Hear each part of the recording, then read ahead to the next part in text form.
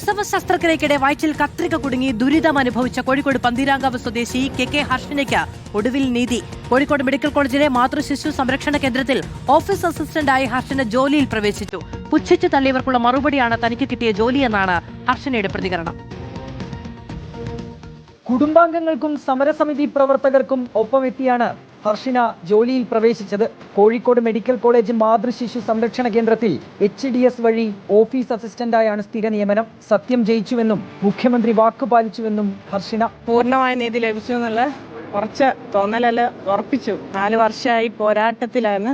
ആ പോരാട്ടത്തിന്റെ വിജയം ആണെന്ന്. തുടർ ചികിത്സ ഏറ്റെടുക്കുമെന്ന് മുഖ്യമന്ത്രി ഉറപ്പു നൽകി.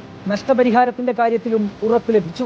നിയമ പോരാട്ടം തുടരുമെന്നും ഹർഷിന വ്യക്തമാക്കി. കേസ് അങ്ങനെ മുന്നോട്ട് പോട്ടെ എന്നാണ് പറഞ്ഞത്. നമുക്ക് എന്ത് സഹായവും കോടതിയിലാണ്, അത് അങ്ങനെ പോട്ടെ. 2017 നവംബർ 30-നാണ് കോഴിക്കോട് മെഡിക്കൽ കോളേജിലെ പ്രസവ ശസ്ത്രക്രിയക്കിടെ ഹർഷിനയുടെ വയറ്റിൽ കത്രിക കുടുങ്ങിയത്. 2022-ൽ കത്രിക പുറത്തെടുത്തു. പിന്നാലെ നടത്തിയ നിരന്തരമായ പോരാട്ടങ്ങൾക്കൊടുവിലാണ് ഹർഷിനയ്ക്ക് നീതി ലഭിക്കുന്നത്. റിപ്പോർട്ടർ, കോഴിക്കോട്.